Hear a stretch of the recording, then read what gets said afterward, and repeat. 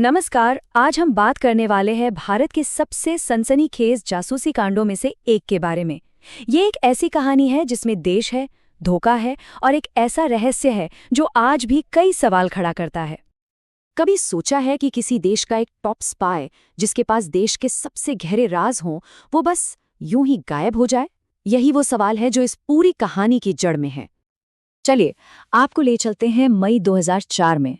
दिल्ली की चिलचिलाती गर्मी का समय था और शहर के एक पॉश इलाके में कुछ बहुत बड़ा होने वाला था। एक पॉश इलाके में एक घर के ठीक सामने एक फल वाला अपनी रेहड़ी लगाए खड़ा है, लेकिन वो फल नहीं बेच रहा।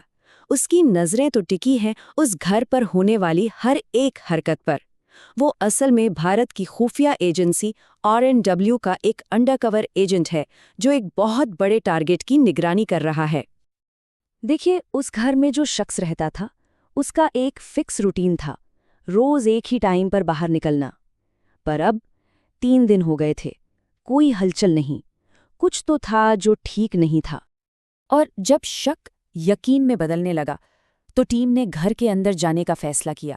दरवाज़ा टूटता है, वो अंदर जाते हैं, पर घर खाली था। RNW के जॉइंट सेक्रेटरी रविंदर सिंह जैसे हवा में गायब हो चुके थे और यहीं से शुरू हुआ भारत का सबसे बड़ा जासूस शिकार। तो सवाल ये उठता है कि ये रविंदर सिंह आखिर था कौन?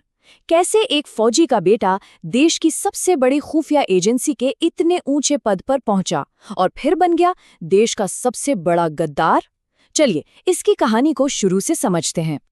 अगर आप रविंदर सिंह का करियर रिकॉर्ड देखें तो सब कुछ एकदम परफेक्ट लगेगा। पिता भी आर्मी में थे तो उनसे प्रेरित होकर ये भी आर्मी में गए, मेजर बने और फिर 1986 में रॉ ज्वाइन कर लिया। देखते ही देखते तरक्की की सीढ़ियां चढ़ते हुए जॉइंट सेक्रेटरी बन गए। मतलब बाहर से देखने पर कोई कमी नहीं थी, पर पर्दे के पीछे की कहानी बिल्कुल अलग थी। सिंह को आर्मी की डिसिप्लिन वाली लाइफ बड़ी बोरिंग लगती थी।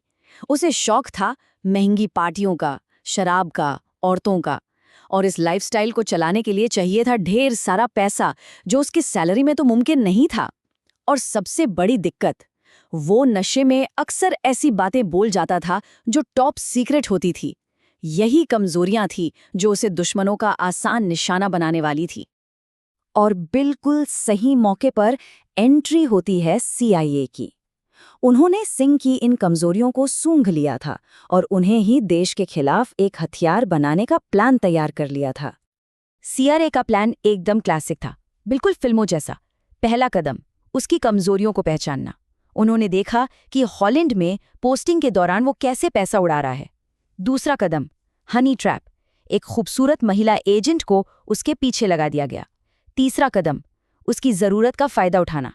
जब सिंह को हार्ट सर्जरी की जरूरत पड़ी तो कहते हैं कि उसका सारा खर्चा CIA ने उठाया। बस गेम ओवर। सिंह अब इमोशनली और फाइनेंशियली दोनों तरह से उनके चंगुल में था, एक डबल एजेंट बन चुका था। और एक बार जब वो डबल एजेंट बन गया तो उसने भारत को जो नुकसान पहुंचाया उसका अंदाजा लगाना भी मुश्किल है। आंकड़ा देखिए, 20,000 से भी ज्यादा, जी हाँ, 20,000 से ज्यादा क्लासिफाइड डॉक्यूमेंट्स उसने अकेले CIA को लीक कर दिए। ये भारत के इतिहास का सबसे बड़ा इंटेलिजेंस लीक था। और ये काम वो बड़े सिस्टम से कर रहा था। RNW हेडक्वार्टर में सीक्रेट फाइलों की फोटोकॉपी करता, कभी कभी तो फाइलें घर ले आता था उनकी फोटो खींचने के लिए। फिर इन सबको एक सिक्योर ईमेल से अपने CIA हैंडलर को भेज देता था। इतना ही नहीं, अपने जूनियर्स को पार्टियों में बुलाता, उन्हें शराब पिलाता और उनसे भी जानकारी उगलवाने की कोशिश करता था। कहते हैं ना, चोर कितनी भी होशियारी कर ले, कोई ना कोई सुराग छोड़ ही जाता है।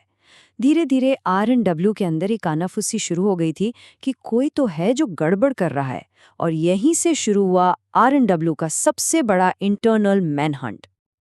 पहला बड़ा क्लू तब मिला जब एक जूनियर ऑफिसर ने अपने सीनियर से शिकायत की। उसने बताया कि सिंह ने एक पार्टी में उसे बहुत शराब पिलाकर ऐसी जानकारी निकालने की कोशिश की जिसका उसका कोई लेना देना ही नहीं था। ये RNW के लिए एक बहुत बड़ा रेड फ्लैग था। शक की सुई अब सीधे रविंदर सिंह पर थी।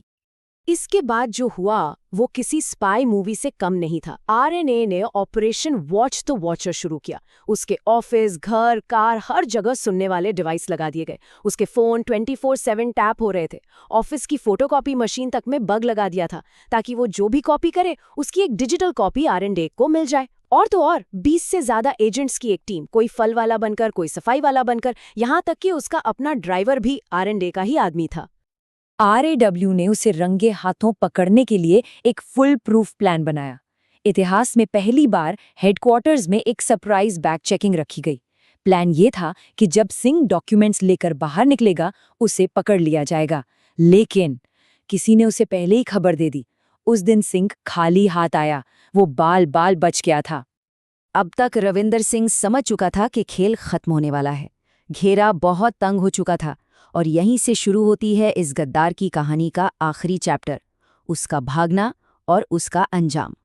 भागने की कहानी भी बड़ी फिल्मी थी। देखिए, अप्रैल 2004 में उसने छुट्टी मांगी, जो आरएनए ने जानबूझकर कैंसिल कर दी। बस उसे कंफर्म हो गया कि वो निगरानी में है। उसने इंतजार किया मई की लंबी छुट्टियों का, और 1 मई को वो अपनी पत्नी के साथ चुपचाप गायब हो गया।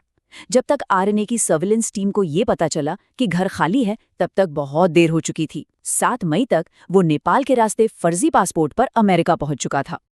और जाहिर है, इस फरारी में उसकी मदद की CIA ने। उसके हैंडलर डेविड वकाला ने राजपाल और दीपा शर्मा के नाम से 2 नकली अमेरिकी पासपोर्ट तैयार करवाए थे, जिनके दम पर वो भारत से भाग निकला। पर कहते हैं ना, गद्दार की कोई कीमत नहीं होती। जैसे ही सिंह अमेरिका पहुंचा और उसकी कहानी दुनिया के सामने आई, वो CIA के लिए एक बेकार सामान बन गया। उन्होंने उससे पैसे देने बंद कर दिए। जिस आलीशान जिंदगी के लिए उसने देश से गद्दारी की थी, वो अब खत्म हो चुकी थी। वो पाई पाई का मोहताज होकर डिप्रेशन में चला गया। और फिर ठीक 12 साल बाद 2016 में दिल्ली में एक कोडेड मैसेज पहुंचता है। मैसेज था वॉशिंगटन DC से। खबर थी कि रविंदर सिंह मर चुका है। वजह बताई गई, मैरीलैंड में एक सड़क हादसा। ये कहानी एक बहुत ही दिलचस्प मोड़ पर खत्म होती है। सोचिए, एक नाम रविंदर और 2 बिल्कुल अलग इंसान। एक था रविंदर सिंह, गद्दार, जिसने पैसों के लिए अपने देश को बेच दिया और गुमनामी की मौत मरा। और एक थे रविंदर कौशिक, हीरो, जिन्हें द ब्लैक टाइगर के नाम से जाना जाता है। एक ऐसा जासूस जिसने देश के लिए अपनी पूरी जिंदगी, अपनी पहचान, सब कुछ पाकिस्तान में कुर्बान कर दिया। एक ही नाम, पर एक ने देश को बनाया और दूसरे ने बेचा। तो आखिर में ये सवाल तो रह ही जाता है कि रविंदर सिंह की मौत क्या वाकई सिर्फ एक एक्सीडेंट थी, या फिर जासूसी की दुनिया के इस खूनी खेल का ये आखिरी दांव था। इसका जवाब शायद अब कभी किसी को नहीं मिलेगा।